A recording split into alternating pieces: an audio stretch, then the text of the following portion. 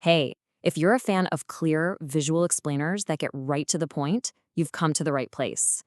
Go ahead and hit that subscribe button. Give this explainer a like and, drop a comment below. We love hearing what you think. All right, let's dive in. We all adore our pets, right? It feels like a universal truth that having a dog or a cat just makes life better. But what does the science actually have to say about that? Today, we're going to dig into a study that asks a really fascinating question. Is the simple act of playing with our pets the secret to happiness? Or is the story a little more complicated? So here's the game plan for today. We're going to start with this really popular idea called the pet effect. Then we'll zoom in on a study that happened during the pandemic that really tried to nail it down. We'll get to its big, surprising finding, look at some other really interesting details they found along the way, and then we'll wrap up with a huge question about why we even play with our animals in the first place. Okay, let's set the scene. We're kicking things off with a concept that, if you're a pet owner, probably feels like common sense. It's called the pet effect, and it's basically the idea that our pets are a one-way ticket to feeling good. I mean, you've seen headlines like this everywhere, right? The internet is just packed with articles telling us how pets boost our mood, they're good for our health, the whole deal. This quote here was actually mentioned in the very scientific paper we're looking at, and it just perfectly sums up what we all tend to believe. So to give it an official name, this is the pet effect. It's this widespread belief that having a pet helps with things like loneliness, anxiety, and even depression. Honestly, it's probably the reason a lot of us decide to get a pet. It just feels true.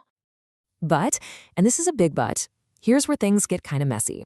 Even though it feels so right, when scientists actually try to measure this pet effect, the results are, well, they're all over the map. Some studies say yes, it's great, others find a negative link, and a whole bunch of them find no real connection at all. So this idea we all love, it's standing on some surprisingly shaky scientific ground. So, all this confusion got some researchers thinking, maybe we're looking at this the wrong way. Maybe it's not about just having a pet, but about what we actually do with them. Could something as simple as play be the missing piece of this whole puzzle? And that right there became the big question for their study. We already know that for us humans, play is a great stress buster and good for our well-being. So the question is, does that same benefit jump from us to our pets? Is throwing a ball for your dog or dangling a string for your cat the thing that actually delivers those good vibes? So here's how they set it up. They did this during a pretty stressful time, the COVID-19 lockdown in the UK. They surveyed 189 people who owned either a dog or a cat, and they measured three main things: how much the owners felt they played with their pets, their overall mental well-being, and their anxiety specifically related to the pandemic. It was the perfect setup to see if play was the stress reliever we all assume it is. The researchers had a really clear question, they had a solid plan, but the results? Well, what they found was probably not what they, or any of us really, would have expected. Okay, so let's be super clear about what they were expecting to find. The idea, the hypothesis, was simple. The more you play with your pet, the better your well-being will be and the lower your anxiety will be. Makes total sense, right? The result? Nothing. Zilch. Nada. The data showed absolutely no connection. Yep, you heard that right. The people who said they played with their pets all the time were no happier or less anxious than the people who barely played with them at all. The main idea of the study just didn't hold up. According to this data, playing with your pet isn't the magic key to the pet effect. But hold on, that is not the end of the story. Just because their main guess was wrong doesn't mean the study was a waste. Actually, some of the other things they found paint a way more interesting and detailed picture of how we relate to our animals. So let's look at what the data did tell us. First up, there was a pretty clear difference between dogs and cats. No big surprise here maybe, but owners consistently reported that their dogs were way more playful than their cats. It's one of those things we all kind of know, but it's cool to see it backed up by science. Age was also a huge factor.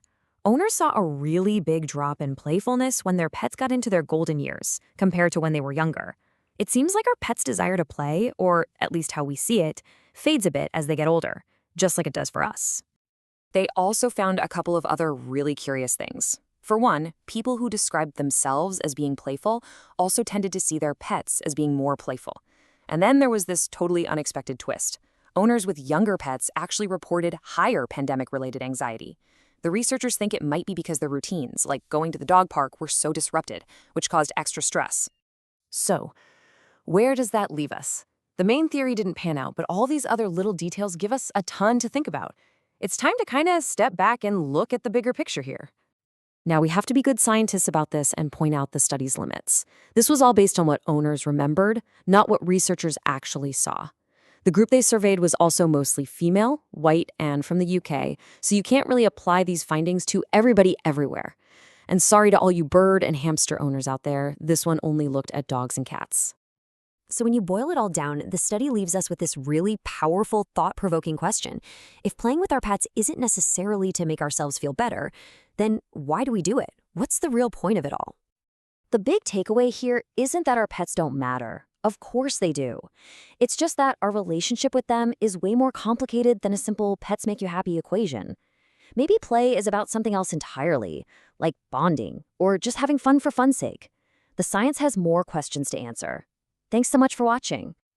If you got something out of this deep dive and you want to help us make more clear, science-backed explainers just like it, please think about visiting the link on your screen.